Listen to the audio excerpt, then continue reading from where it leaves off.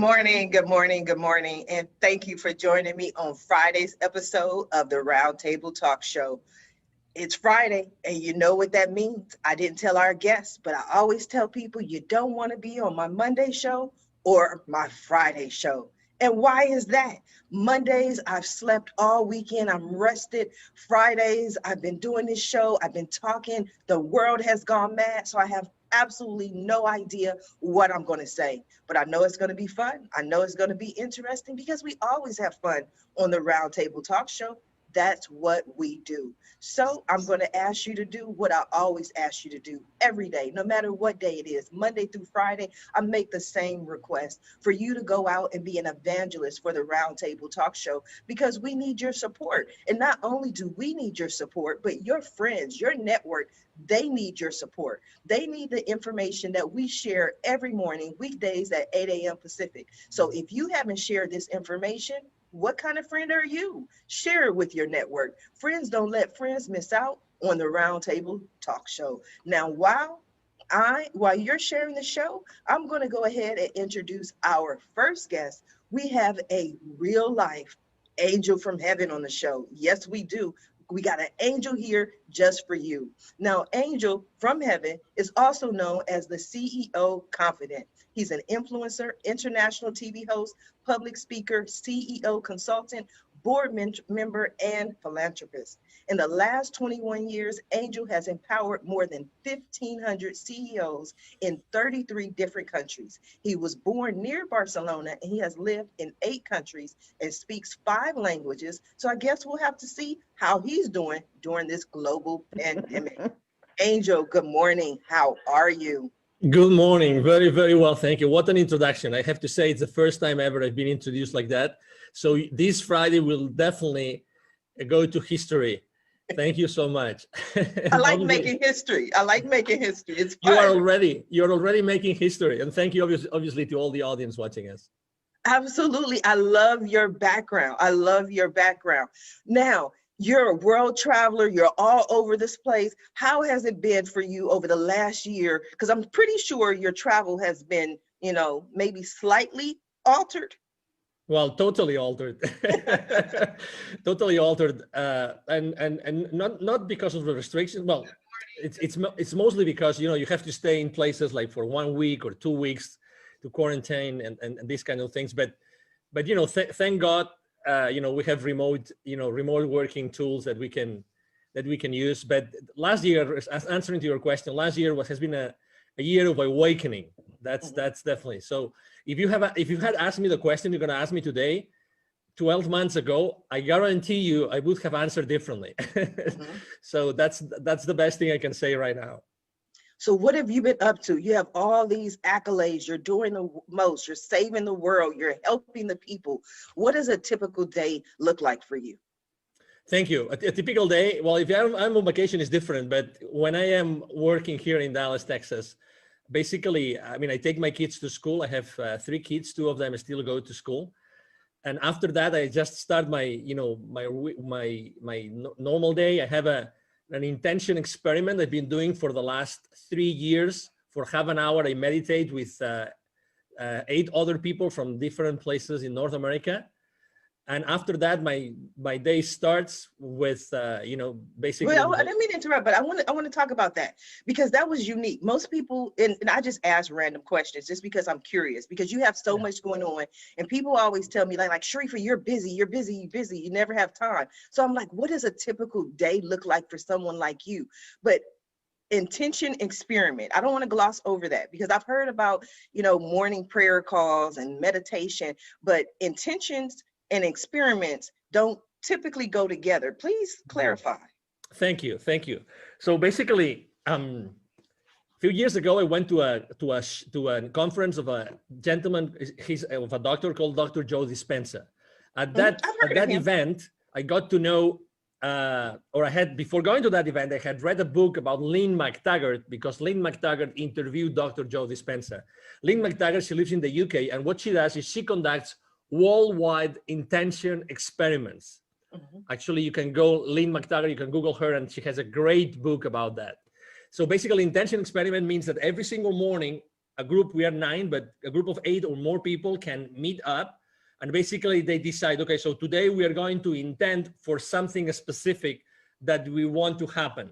And we do that for a week. So every single week we intend for something that has been proposed by one of the members. So every week, again, we've been already 3 years. Every week we've been intending for one different thing that has been asked for one of the different 9 members of the team.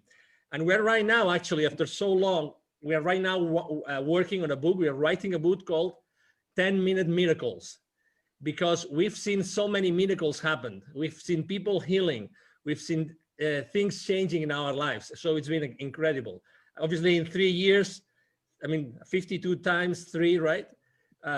Means a lot of experiments, right? A lot of intention, weekly experiments. So that's what we do every single morning. We meet, we start talking, and then for 10 minutes, we put them nice music to intend, and all of us, following a specific technique, we intend for something to happen. So that's amazing. I'm trying to figure out how I can get in on this call, because I need some 10-minute miracles or some 5-minute miracles. I like quick, fast. But for yourself personally, there had to be a reason why you stayed for 3 years. Was there something personal that you can share where you're like, I set this intention, it happened, you have to do this? Well, there have been so many things happening. First of all, when 8 or 9 people get together every single morning, we establish a bonding that it's a bond that it's very difficult to break. We feel things. We literally physically feel things. And after those 10 minutes, we actually share what we have experienced, what we have seen. And we've seen incredible things. I mean, from a physical point of view, I mean, I'm sure that both Christian and Yo-Yo, they have experienced similar things, because they're both extremely, deep people, right? Deep human beings. But when you establish that, when you create that bonding and that environment, really magical things start happening, and you live physically things. So I can tell you, foreclosures that were out of the blue, like canceled the last minute, that has happened twice. I can share with you people healing from back pain, like lifelong back pain. I can tell you about people being operated, having surgeries, that they recover much faster because we were intending for them. I can tell you people feeling the intention.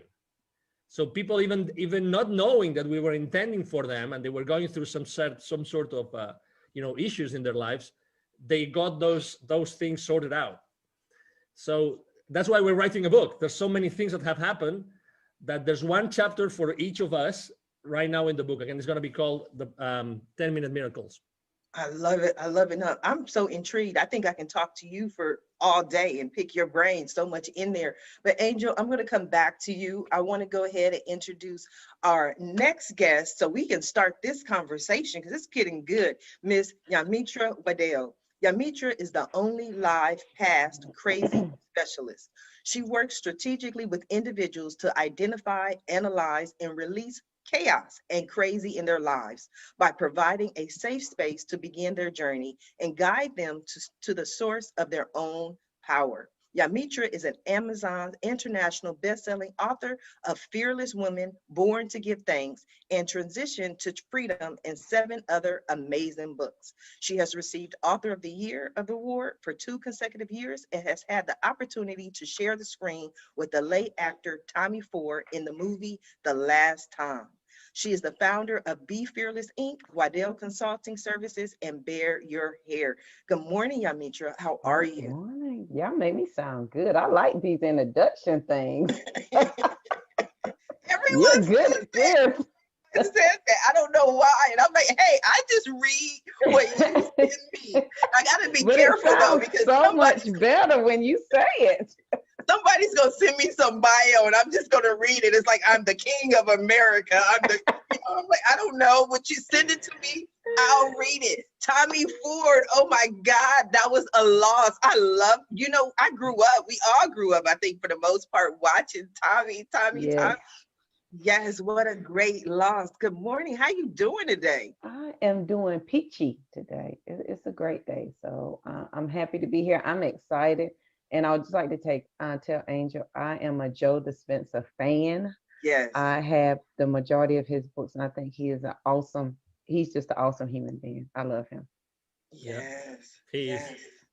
Yeah, he's good. Yamitra, talk to us about Be Fearless. Where did Be Fearless come from? It most likely came from some sort of fear that you stepped over. Yes, it is.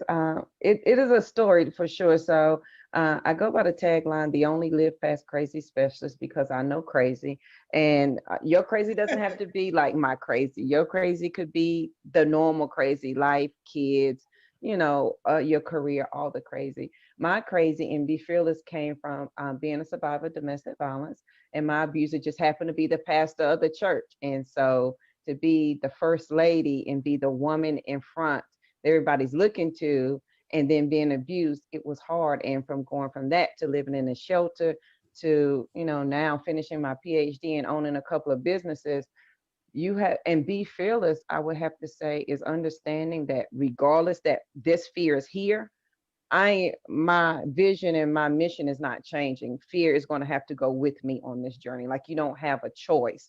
And so being fearless is understanding, acknowledging, yes, I'm afraid, but that has nothing to do with the fact that this is where I'm moving to and this is what I'm getting ready to go and do.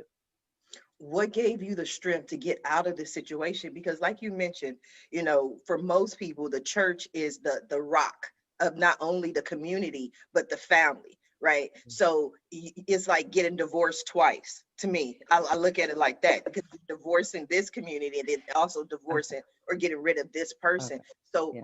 what was that like for you? It was extremely hard because he had been a minister for 30 years. Who was going to believe? And then you have to look at the dynamics. I was 25, he was 51. We just had a kid. My family was 400 miles away. And who were they going to believe? A pastor who had been pastoring for over 30 years, or this young girl who seemingly married a man of status? And are they going to believe you? Or are they going to believe him? And so I essentially found myself fighting in the church, the FBI, because he reported me, said I kidnapped the children and moved states away. And it was a whole host of things. So on the day that I left was the day that I decided that I wanted to live. And I think it's a very fine line. And what I applied to that in life is sometimes we all have obstacles. And I break it down really simple. But did you die though? Like, you have to make a decision. But are you going to die when you make that decision? If the answer is no, then you have every right and every tool that you need to make that decision. And that's what I did. Like, I knew it was going to be hard. Who wants to live in a shelter and pick up pennies off the street with two kids? I certainly did not. But I knew that I the way I think, and this is where Joe comes in, that's why I love him so, that my current reality is just not, I don't agree with it. So I don't have to admit to it and I don't have to be subject to it. So if I can think a different thought, then that's what I'm going to do. And it has been a 16-year journey of living past crazy. And I'm a firm believer every day to give my words and my breath direction. So before I get up every morning, I give my words and breath direction to accomplish something every morning, even if it's to find abundance, to find the answer that I'm seeking, whatever it may be. That's what I set out to do, because I believe your words are absolutely powerful, period.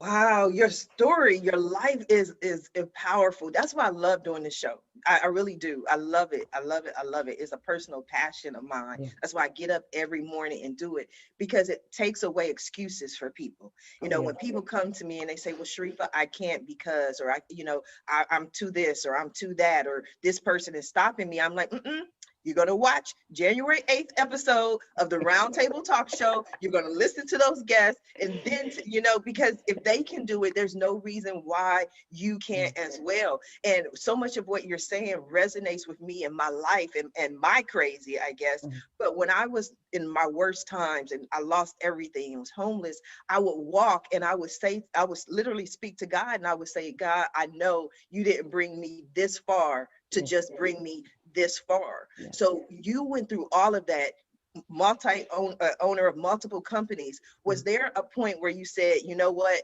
There's something better, something greater. There's something else out there for me"? Yeah, oh, absolutely. I'm a fan of quotes and affirmations, and I'm a nerd. And one of the things that I could not do when I was married was go to the library. And the first day that I left, I went to the library and I was like the little kid. I faced the wall, and I love to smell books. I know that's strange, but I love the way books smell. And I smelled books, and I had a stack of books in my lap. And the first book I opened, I couldn't tell you the name of it, but the quote that I opened up to was by John Wooten, and I'm also a basketball fan, and it says, "Don't let what you cannot do interfere with what you can do." Because I was like, JoJo, what is it that you can do? Because I couldn't find an attorney that would help me. Nobody wanted to help me because everything was so crazy. And that quote came into play because it says, if you focus on what you can do, what you cannot do will take care of itself. And I was like, well, JoJo, you already had 2 undergraduate degrees, so that must mean you're not stupid. And so I learned the laws of North Carolina for representing myself, and I went to court and represented myself, won the case, and I live by that quote. Don't let what you cannot do interfere with what you can do, because what you can do is a lot more than what you cannot do. That is just what you choose to focus on. So I live by that quote, and then 2 more. Never close your mind to an idea simply because it's miraculous, because the idea came to you for a reason, and you are absolutely qualified to be exceptional. You're just nervous in front of your current community. We're just nervous because I want to be the first millionaire in my family, and who in my family is saying that? But it doesn't negate the fact that I'm absolutely qualified to do that. And so when we focus on those things and eliminate the negative, it becomes an amazing journey. Yes, yes. We just gonna change that M to a B though. We gonna have you. Yeah. We gonna start with Yes. billionaires We'll now. take That's that B. Yeah. yeah. We gonna change that. Everything else I'm gonna stand in agreement with, but we just gonna make that change. Wow, what an amazing show. If you have not shared this show yet, go ahead and share it with your friends, because I always tell people, people don't believe me. It's the truth. Guests can attest.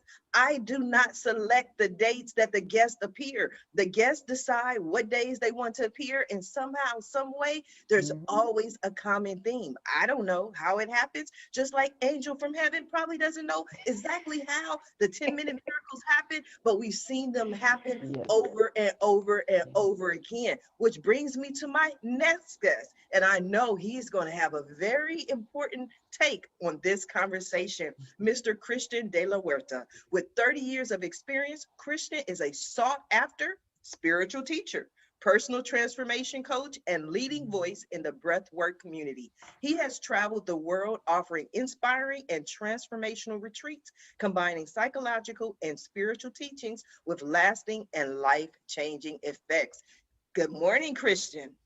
Morning, Sharifa, and thank you for having me. Well, I'm honored to be here. You are so welcome. What do you think so far, Angel? Yamitra, what do you think? What are your thoughts? Well, I'm touched and inspired, like putting myself in the place of your audience of entrepreneurs. It's like, what powerful messages for entrepreneurs, messages of vision, of overcoming challenges, of persistence, of resilience. And I know, from like your own story of having been laid off 8 times, and yet You did your not homework. allowing any of that to hold you back. And here you are, going from state senate in California. It's like, wow, that's powerful and inspiring. And I love Angel's vision of, which he hasn't really talked about, but working with kids and his vision for empowering kids. And Yamitra his story is so touching. And the powerful message that if she can overcome that, is like we can overcome anything. And also her message of empowerment for all of us. Yes. What is Awaken the Soul of Power? Because I'm pretty sure it's going to resonate today. Yeah, well, it's a book I just released, and it's the first of a series of 3. And the title of the series is called Calling All Heroes. So what does it mean to live a heroic life in the 21st century, where probably we don't have the horse pitched outside and the armors and the demons to slay, except the ones in here. So the first book is about personal empowerment. Like, how do we step into personal power in a way that's not about hierarchy, control, fear, force, domination, that doesn't require for us to push anybody down. place our knees on their neck in order for us to prop ourselves up and feel powerful. So how do we do it in a different way? And the thing about it is that most of us have an ambivalent relationship to power. And we want it and we long for it, but we're afraid of it. And as I've been working now for 30 years, doing retreats and working with people's mindsets and helping people get free from fear and limitation, what I've come to realize is that what we're afraid of is that we might abuse it. And no wonder, right? Like all we got to do is turn on the news or read the morning headlines, and every day witnessing countless examples of abuse of power. And no need to even get into examples today because it's right in front of our face. And so, but and then we've been so conditioned, but with quotes like power corrupts and absolute power corrupts absolutely. And then what good-hearted person is going to want to be corrupted? But what they forgot to tell us or failed to tell us is that quote from Lord Acton was it's part of a larger context where if you read the whole thing, the whole paragraph, it's clear that he's talking about political power, not about interpersonal or personal power. That's what we're all talking about here, right? Personal empowerment, in approaching it from different ways. And then the other aspect of that is we've been so conditioned as a society to be afraid of the emotions, right? We've labeled the emotions weakness, and especially men. Since we're little kids, we're like, little boys don't cry, because in some twisted way along the point along the way, we label the emotions weakness and feminize them, as is the feminine was weak. Like if you want to talk about power, let's talk about the power of creation, right? And so that there's nothing feminine about the weak, but we've been conditioned that way. And so then we're afraid of conflict. We're afraid of confrontation. We're terrified that if we really bead all of who we are, that other people may not be able to handle us. So then we stuff ourselves, we stuff our emotions, and that doesn't work, right? What used to be spiritual teaching, that everything is energy, now we know from physics that everything is energy. Like that's the case. It's no longer spiritual teaching. So including the body, including the emotions, we know from physics too that energy cannot be destroyed. So just because we stuff it, it doesn't go away, right? All those emotions don't go away. They get stuck in the tissues of the body, and we walk around with them. And after decades and decades of suppressing ourselves and suppressing our emotions, we walk around like these cauldrons of suppressed emotion, which we then start either react, like somebody just rubs us the wrong way and we react because we're reacting to a lifetime of suppressed emotions, and we bring damage to our relationships, or that energy has to come out somewhere. So it starts showing up in bodily symptoms, cancer, ulcers, heart attacks. So we've got to learn how to feel and how to identify our emotions and learn how to communicate them responsibly, courageously, compassionately even. I think that is powerful. We're all on the same page today. I think that's so wonderful. Everything you're saying resonates with me. And it also reminds me of, like you mentioned, I am running for Senate 2024. I'm excited about that. In 2018, I went through this journey, right? For some reason, I started meeting all of these psychics and channels and mystical woo-woo people, and everybody, I would have all these different sessions, and one person after another said the same thing. They would say, Sharifa, you're not standing in your power. And I'm like, okay, thank you. I don't know what that means, but thank you. And then I go to the next person and they say, Sharifa, you're not standing in your power. And I say, okay, thank you. I don't know what that means, but okay, 2021, I know exactly what that means. Yeah. And it wasn't a fear of mine that I wasn't able to, or I was afraid of, but I think I had more of that. Why would I run for city council? Why would I run for Senate? There are, trillions and billions of people on the earth. Why me? And then I had to get to that point of why not me? This is something you're passionate about. Why not you? So I don't think it was the fear for me, but it was just understanding that I do have a voice. And what I've done, just having all the guests for the last year on the Roundtable Talk Show, that took a lot of power to provide a platform for some of the greatest people in the world. But I didn't understand that it was power in doing that. Does that make sense, Christian? It makes total sense. And thank you for doing that. Thank you for saying yes to your own call, to step into your power and to do heroic work, right? What all of us are doing is heroic. The way that JoJo got herself free with two little kids to support, that's nothing short of heroic. And so I love this conversation. And another way that we see commonality in all of us is this desire to make a difference in the world. Right? So and it's that desire to make a difference in the world, that conviction, that allows us to use JoJo's framework to not allow fear to hold us back. Right? So that desire to make a difference, our sense of service, our sense of conviction is greater than that fear that no longer holds us back. And that's, I love that word fearlessness, because we're confused about what that means. And like JoJo, embodies and teaches, it doesn't mean that we no longer feel fear. It just means that we no longer allow fear to hold us back. Yes. You made an interesting point though, Christian. I want to ask JoJo, because in everything I've done, being laid off 8 times, losing everything, even this entrepreneurial journey that I've been on since 1994, people always ask, why did you do it? And I'm like, because my kids said, Mom, we're hungry.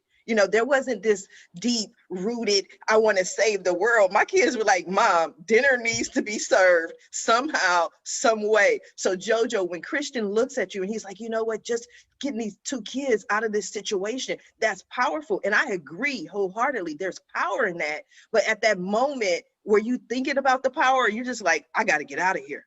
Oh my God. I was thinking, and I'll just give y'all a quick backdrop. The day I left, my abuser had taken advantage of me in front of our 3-month-old, who was a preemie, who had just got out of the hospital. And so she was only 60 days old, and she only weighed 4 pounds. And so he had taken advantage of me in front of her. And I tried to kill myself that morning. And then the next morning, that night, he tried to have me committed to a mental hospital. And I was like, this can't be my life. Like, is this going to be my life statement? And then that morning, July 26th at 7:30 in the morning, I stood at that front door and I cried for 35 minutes, because I knew when I opened up that door, it was going to say door open. And he might have been a heavy man, but he was a quick man. I was like, either I'm going to die trying to leave here, I'm not going to willingly let you kill me. And that's exactly what happened. Mind you, my family was 400 miles away. I didn't know a soul. I had no money. I drove a car. The front wheel fell off if you went over 45. There was no tag, no registration, and no insurance on the car. So when I left, it was the last thing it was my last ditch effort to say, if you're going to live, today is the day. Well, you better put all the living you got in this moment right now. Come hell or high water. That's all you got. And that is what allowed me to walk out that door. Now, has it been easy? No. The lights off, power off, gas off. I'm eating once a day, asking my coworkers, "You want to finish your lunch so I can eat?" So whatever's at the house, the kids can eat. But it's in that moment that you have to decide: do you want to live or die? And I think that sometimes this was my crutch. But it's so hard. It's hard to make a decision. I don't know. It's not hard. Making the decision is the easy part. What's hard is dealing with the ramifications that come with the decision. And so for me, 2 things. Is this going to be my life statement? Are these going to be the last words that everybody's going to know JoJo for? And are you going to put all your living into this moment? And if that's what you're going to do, then sister, you better get moving. Absolutely. Angel. If I may add something, after hearing both Christian and Yo-Yo, probably they don't know, nor Christian nor Yo-Yo, and they don't know, but Tony Robbins has been quoting you for the last probably 10, 15 years when he says that we are so fearful of our own power. Yes. And that's probably why we don't step into it so easily, because we are fearful of ourselves and what we can do with that power, right? So I was having chills as I was listening to both of your stories. It's definitely magic what you have, what you are building here today, Sharifa. Thank It is. you. And Thank I you. would say, and Angel, you saying that reminded me, I have a journal. I host the Fearless Morning Show weekdays on Facebook at 7:15. And so we talked about this a couple of weeks ago. In my journal entry from April of last year, I wrote a note to myself, and it was like, JoJo, why are you so comfortable in the darkness? And my answer to myself was because I was so afraid of my light. I was afraid of the brightness of my light. And I think we all can agree that at some point we found a journey that spoke to who we truly are. And it began in our mindset because our mind is our superpower. And it was there that everything that we decided to embrace the light instead of the dark. Yes. Angel, have you had a moment when you felt like you were not standing in your full power or you were afraid of your power? Well, so many times. If I had to choose one, probably it would be when I left corporate America. Mhm. That was 5 years ago. And, although I had been, I mean, it's funny because when you read my bio, it sounds so wow, right? That eyebrow raising effect. But can you believe it or not? I mean, I was really like, oh, I don't know what I'm going to do.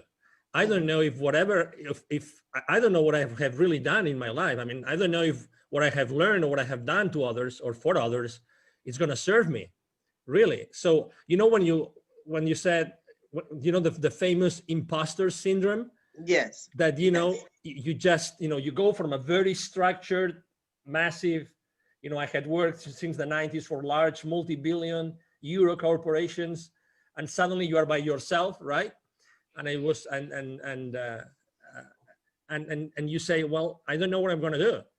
And I was extremely fearful. And it took to me many months, I have to say, many months to actually just sit down, take a piece of paper, so easy, take a piece of paper, a pen, and start writing my accomplishments or what I had done throughout my entire career. Then when I started to, write down some numbers and making some calculations, it was then when I realized, well, maybe that's something, and maybe I can add value to someone's life and someone's business with what I have done. But oh my God, I mean, I was so blind, so blind. I really didn't want to see. It's not that, it's not that my prescription glasses weren't right. It was just like I didn't want to see the obvious. I mean, very often they ask me, what would you change, right? I mean, this famous question, what would you change if you were given another opportunity? Oh my God, I would change so many things. But the number one thing would be, I would step up. I would start exposing myself like crazy since day one. I would start sharing my story because, we probably all of us, we have shows or we have interviewed people for sure. And we all know that the real power of our conversations is that we know for sure that someone right now is listening to us and we are going to change their lives. Yes. For sure. That's happening right now. I mean, not for me, but for you, but this is happening. That's why we do what we do. With our questions, we're trying just to open up ourselves so that others, are able to listen to those messages. So had I started to share my humble messages from the very beginning, I would have started impacting others' lives immediately. We just have to open our lives, open our mouths. And let me tell you a little bit of an anecdote. So it took to me almost a year to open myself and to do my first ever Facebook Live. And it was by myself. And I thought I have to make like an announcement to the world, right? Okay. So I went there, I explained, probably I didn't have all those numbers yet, but I went there, explained why I was doing what I was doing. And then I remember, as if it was now, when I clicked like stop broadcasting on Facebook, I started crying like a baby. It was, the pressure I put myself, like just to go raw into the world, saying who I was and what I was doing and what I was standing up for. Oh my God. But I will never forget that moment. But I said to myself, oh my God, I wish I had done this more and so That's powerful. That is so powerful. And the fact that you even share that moment, I'm pretty sure that many people who tune in to watch you had no idea. I mean, when we do our shows, like you mentioned, all of us in some form or fashion have a show or have an audience, everybody thinks it's so easy, but it's not easy to be vulnerable. It takes a lot to be vulnerable and to talk and to share your message. yeah, absolutely. And probably, right now, I don't care that much because, whatever happens. And that's one point that I wanted to make, maybe changing gears a little bit, which I think is killing us as a civilization, which is that thing of fitting in. Yes. We are raised to fit in. We have to follow certain patterns. And, regardless, I try not to talk about religion and politics and everything, but regardless of where you are today, regardless of what our avenues are, regardless of where we for, and anybody in our audience right now stand, we really want to help each other. We genuinely are good and want to do good. But, we are taught, unfortunately, I still have 2 kids in school age, right? They are taught to be fitting in. How much of their power, Christian, how much of their power we are limiting, we are, undercutting, we are, taking out of the lives of these kids forever, like forever. We really don't have to fit in. It's funny how just before Christmas, on a podcast interview, someone asked me a piece of advice. I said, I'm not very religious. I stopped going to church a long time ago, but I come from a very Catholic country, which is Spain. But guess what? I think these Christmas are so special because Jesus Christ, remember Christmas, Jesus Christ, because people maybe don't even remember that. He didn't want to fit in. He didn't want to fit in. He wanted, he wanted to understand things. He understood what everybody around him was doing, and he was a disruptor. Why are we not taught to be disruptors? Why not? Why are we not taught to be disrupting all the time, to be working from that place of power? And I guarantee you, that doesn't mean, that we're going to be stepping onto someone else's toes. No. Then that's the big misunderstanding. We are raised to be competitive and to be fighting against the others. It's not true. Yes, Christian, true. That was a question for you. Why, Christian? Why are we made to fit in? It's that because humans are, social animals. And because we haven't been taught, like our parents weren't taught, their parents before them weren't taught how to help boost the kids, self-esteem and sense of who we are. So we grow up without having a real core sense of identity. And I love what Angel spoke, except that the only word that I would, challenge is forever. Because yes, in a lot of cases, we we know people give up their power forever. But I don't want to highlight that. I don't want to leave that in the space, because that is what the times are calling all of us to do, which is to reclaim our own power and find ways of expressing it that are a match for who we are. And it's going to be different in every time. And that's one of the ways in which I guide people by the hand in this book is helping them understand why we have a conflict with power. And part of it is that we've confused that there's different types of power. So one of them is, I talk about worldly power or egoic power, which comes from the ego mind, which we don't have time to get into today. But one of some of the qualities of that are, we associate power with things that are outside of us, external. Like we tend to associate people who have money, who are famous, who are some part of they're either some part of a hierarchy. They're CEOs, or they have some political or religious hierarchy, or social or educational hierarchy. But the thing about those kinds of power is that because they're external, they're fickle, right? They're here today, gone tomorrow. Whereas the other kind of power, which I call soulful power, spiritual power, is inside of each one of us. Nobody can give it to us. Nobody can take it away. And it's actually more powerful, right? So I think of Gandhi or Gandalf, in The Lord of the Rings, where they're simple, monastic robes on their sandal feet, you would never know how much power they hold until it's needed. And then watch out. Like, Gandhi, and I know that you quote Gandhi, Sharifa, and be the change.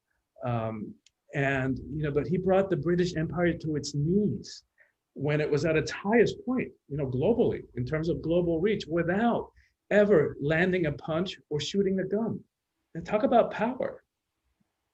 Yeah, I think so often you make an excellent point. When we think about power, we think about power as far as putting people down, and like you said, keeping people down, or just simply brute force. Like we associate power with, I have to just go in and take over, and that kind of power. But I've learned that power can be gentle. You know what I mean? You can speak softly and still wield the same power without having to be aggressive or argumentative or controversial. Some things may wind up being controversial, but you don't have to just go at it at such a and the world is changing. One of the things that people keep talking about is that we're moving more towards the maternal. We're moving more towards the feminine energy of just, what are your thoughts on that, Christian? Well, it's a great question for me. It's one of the things that I'm passionate about, because my book is for everybody, of course, but it has a particular message for women, because I'm convinced that the single most important thing that needs to happen in the world is the empowerment of women, and not to make women better than or put them up on a pedestal. Women are just as capable of abusing power as men are. But it's because we have been so, as a world, as a species, we've been so out of balance for way too long. And for thousands of years, where the feminine, was made less than. And to that, we can connect all the other issues that we face. When women are in 50% of power, and when we all, regardless of what kind of body we're in, when we all reclaim the feminine, because we all have masculine and feminine energies in each of us. So when we all reclaim that, and when women are in at least 50% of power in this world, we're going to have a very different relationship to all of it, to war, to poverty, to hunger, to how we treat the environment, all of it. It's all connected to that. And so when I think about strategically, like if there was one thing that I could focus on in my limited time, here on this planet, that's what I've landed on. Because by empowering women, we impact everything else. Yes. Angel, what are your thoughts on what Christian had to say? Yes, it's funny because when I was still in Barcelona, and I had been working for an audiovisual company in Spain, and there was a headhunter, a lady headhunter, that came and offered me that position before. And when I left Spain and I went to live in the UK, I had this meal with this lady and asked her, hey, why did you come? How did you find me? And you came to my first job, and you came and you took me to the second job, completely different industries, everything. Why? I mean, why? Because I went from working, in a university to working in the private sector. And she said, because Angel, you have something. And don't get me wrong, I mean, that's the 90s, okay? So because you have something which not many people have, which is your feminine side is very pronounced. And I said, what do you mean? And why did it make me a good candidate for that position? And he said, because you see life differently, because you are able to put forward things that other people would hide. And throughout my life, it's been funny because I've always worked with more women than men. Every time I have had to actually build my own team, consistently, I've been looking for female power to compensate what was already in place. And I have always felt extremely comfortable working with women. And in corporate America, I have to tell you, in high tech, that was my industry. I mean, if there were maybe, 10%, 15%, and probably only on maybe marketing, legal, all those specific departments, right? Or functions. But in my case, it was always very clear. I mean, women confront life in a completely different way. And it's completely complementary. to what we do. You know, there's no good or bad. I agree with you. It's obvious. It's very clear, Christian, that yeah, and you said it very clear also, Sharifa, that I think that we're moving towards a world where feminine energies are going to play a much more important role, and it's true and it's necessary. And when I go to Latin America to help the underprivileged kids, and I find those kids and I'm teaching them, I focus completely on self-esteem, because those kids will never receive that message anytime soon. You know, I'm not going to say forever, Christian, but anytime soon. They're not going to listen to anybody. They're going to hear that message of empowerment. But I focused on girls, because girls are the ones that are more limited in their future. The views of their parents or their tutors, their views about what the life of that girl is going to be is super limited, super limited. I remember going to an area north of the state of Puebla in Mexico, where there are 186 different indigenous communities. Okay, so many different languages. All the girls work in the fields with the parents, and they help moms cooking at home and cleaning. That's what they do, right? In this entire area, every year from high school, because there's a high school in this entire area, there are 400 kids that graduate every year, okay? So only 2 or 3 of these 400 eventually go to college, and only 1 is a girl. Isn't it crazy? Crazy, crazy. I would love to hear JoJo's thoughts on that. I think that's definitely crazy. Yeah, I think that's crazy. But I think Angel and Christian both hit on something that as women begin to, first we have to understand the power of our energy. I just held a women's conference called Sister Rise, Revitalizing Individual Sacred Energy.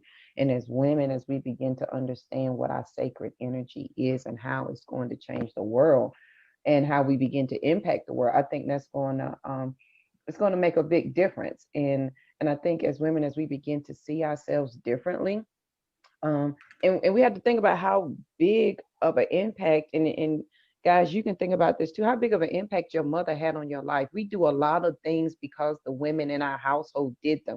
We make the macaroni like mama, we clean, we fold our towels. And every day we are creating a legacy for our children to follow in our footsteps. As women, you know, we look to daddies, because I was a daddy's girl too, but I looked to my daddy for business sense, but I looked to my mother to set up my traditions on how I was going to raise my children.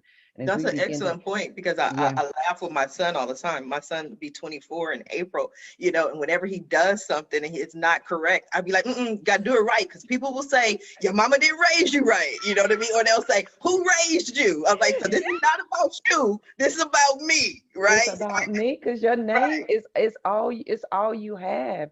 And that, you know, in this book called The Awakened Woman, it says, if we forget if we forget who we are as women, then all who lean on us and look to us for guidance will be lost. So generations from now, great grandma JoJo, I could have lost everybody because I did not step into my power as a woman, and then understand that I have masculine, I have female, and I can manage them and hold them equally. But I absolutely, this is my wheel. I love this kind of stuff. So I'm over here dancing with my feet because I'm having a good time. You know, it comes to you know, it's attributed to Betty White, which she's, you know, her incredible, unique sense of humor. She said, you know, we're talking about courage, and she goes, and I'm not going to do it justice, but she goes, you're talking about having balls. It's like, those things are weak. You just thump them and they bend over and they collapse in pain. You want to talk about courage? Let's talk about vaginas. Those things take a pounding. Yes. It's all in how you look at it. It's all in the perception.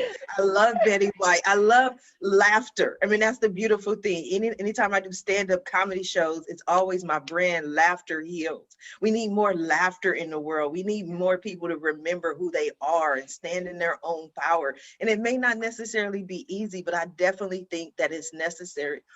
JoJo, I want to go back to something that you said earlier in the show, when you were making, when you after you left the shelters, at what point, because I think this is very important for the audience, at what point did you really decide to stand in your power as far as being a business owner and be an example and start your conferences? What made you say, if not me, then who? Because I knew it was something I needed. No one was, and my pet peeve is giving somebody so much information that they're overwhelmed. I'm the person, I need JoJo, do step one and then do step two. And nobody was giving me that. And I was like, okay, let me start documenting what I'm doing. Like, how am I getting over this? How am I changing my mindset?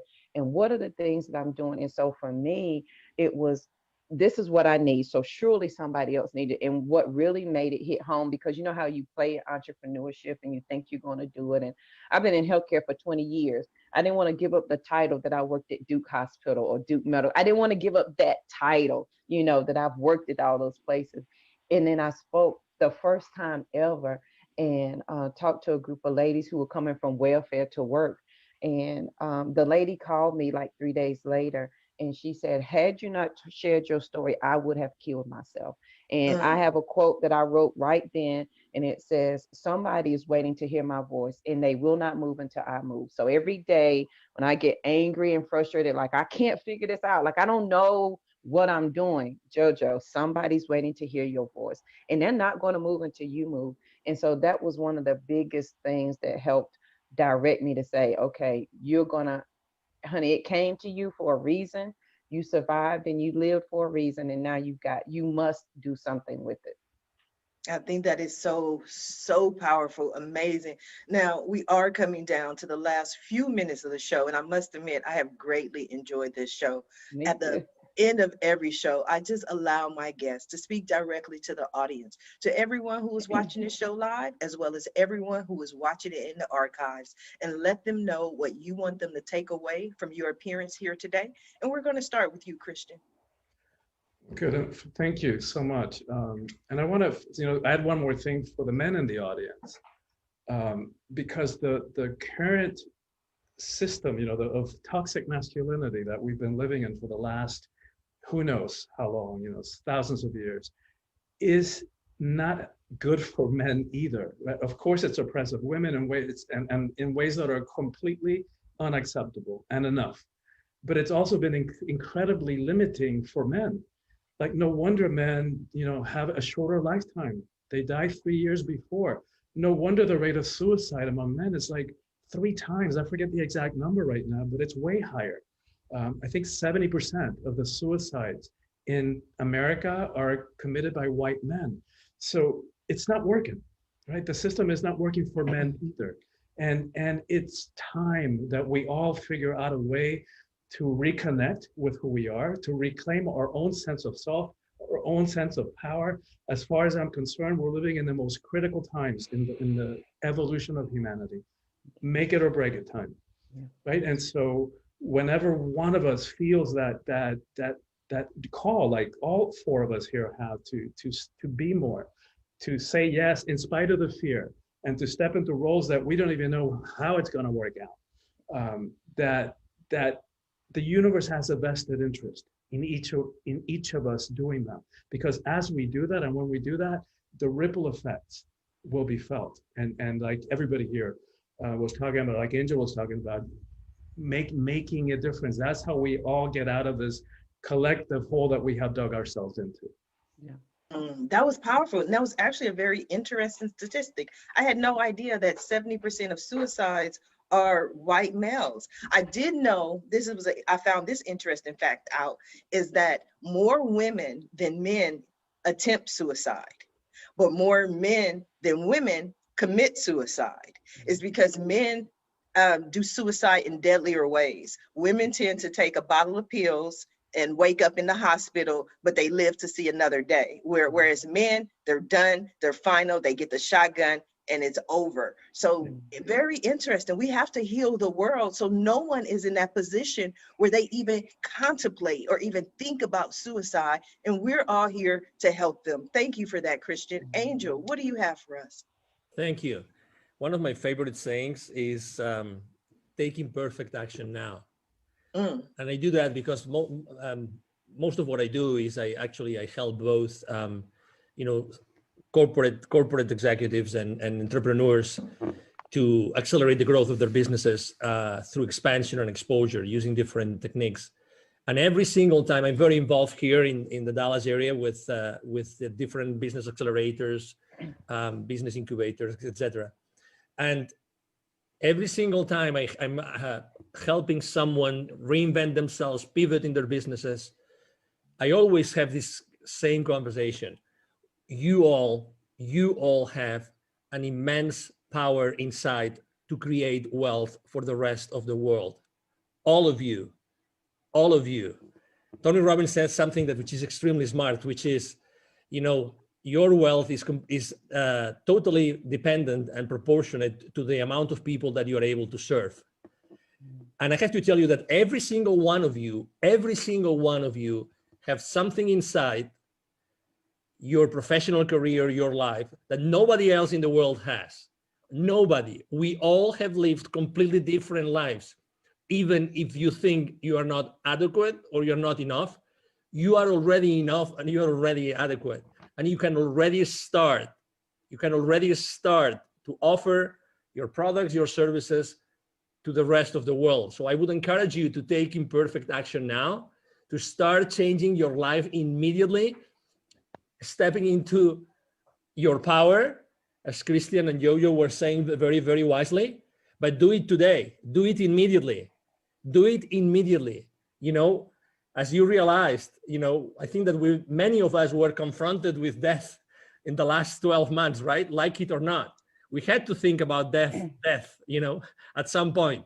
So, hey, you know, we can do so much good in this world and the world needs us. And if it's not us, it's not going to be anybody else. Exactly. I mean, it's great when I was listening to that from Jojo. It's like when I created my nonprofit Wisdom for Kids, I said, if I don't do that, who's going to do it? To be honest, nobody's going to do it. Nobody can do this the same way that we are doing it. Nobody. So I love your passion, Angel. You are passionate. I love it. I love passionate people. Totally. You are so passionate. Totally. So that's my 5 cents, Sharifa. Oh, thank you for 5 cents. Usually we only get 2 cents. So I like that extra 3 cents. I love it. I love it. I love it. Thank you, Angel from heaven. Jojo, what do you have for us? Angel, I want to give you a word that I made up, but I think it will fit just right with you. It's urgentaneously. Like we have to take action urgentaneously. My kids hate when I say that. I need it done urgentaneously. They're like, that's not a word. Doesn't matter. It is. My daughter makes up words all the time. And I'm like, if Will Smith can make up Jiggy, you can make up whatever you want. So hey, I like urgentaneously. I'll just credit Jojo for that one. Yes. I would like to share my few cents is that as we all begin this journey, however we define it, describe it, some steps to live past crazy. And I call it self-care as gangster, because you have got to really want this for yourself to begin this journey. So there's just 5 things that you can start today. Number 1 is absolutely be quiet. You don't know what you like or what you want because you talk too much. So if you be quiet, you can hear what the God inside of you, the universe, the creator is trying to tell you. And there's a wealth of information. You have the answer. The problem can't exist without the answer already being there. They go hand in hand. Often we talk too much that we don't even want to acknowledge the answer. Number 2, be willing to understand. That means you've got to, at some point, acknowledge and work through all of your stumbling blocks. Ain't no way around that. Like, you've got to be willing to do that. Number 3 is allow space for yourself. Allow space for healing and grace. I learned that on this journey as I was growing, I had to make room inside of myself for JoJo to be great and not be small. And Grant Cardone says it's you do more damage by living small than you do by living great. And so you got to make space inside. And then when you do that, give yourself some grace and peace. Forgive yourself. Yeah, you made a stupid decision, but you made the best one that you could at that moment with what you had. Give yourself some grace and peace, sister, and move on. And then respect the power that's in you. And you do that with wisdom and peace. Respect that you are a superpower, and every day you have the option to pick your superpower up or lay it down. And I would tell you that, and people say, JoJo, I'm not like you. Like, I'm not powerful, honey. JoJo ain't either, but please let me tell you something. You are so powerful that you convince the God in you that you're not good enough to do anything. That's how powerful you are. You override the innate universe inside of you that says you're a creator to say that you're not. So you can't tell me you're not powerful. You do it all day, every day. It's just what you choose to do with it. So respect the power that's in you. And number 5 is release the need to be less than, those old habits and thoughts. At least I'm not as bad as, at least I didn't do that. Release those words because they hold you exactly where you want to be.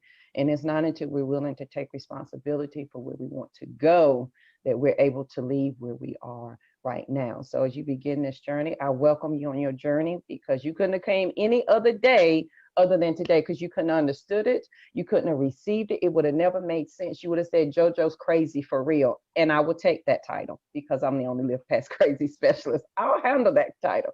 So as you begin your journey, I welcome you. It's going to be amazing, and have fun with the ride.